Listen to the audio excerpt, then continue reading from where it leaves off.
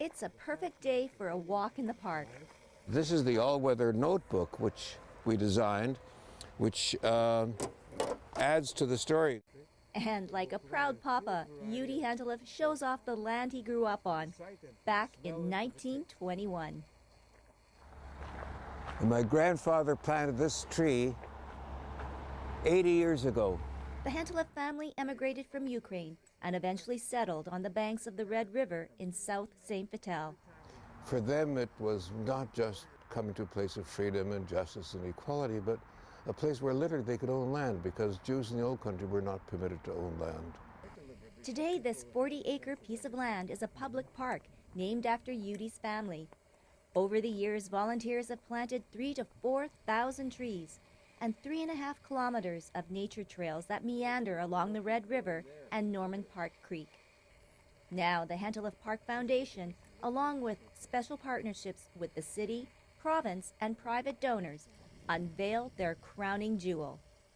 And one of our major objections, as was outlined in our long-term development plan, which the City of Winnipeg Council approved of, was to build this interpretation center. You'll find now 4 themes that are emphasized, and the stories are told by panels on the walls of this wonderful building and along a pathway, 4 stations, which augment what is on the panels themselves, not only by additional panels, but by all-weather books.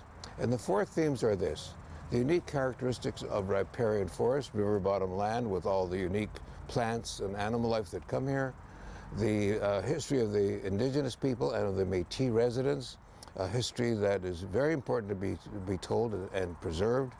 The third is the unique characteristics of all the pioneers who came here, who became literally the vegetable breadbasket for Winnipeg.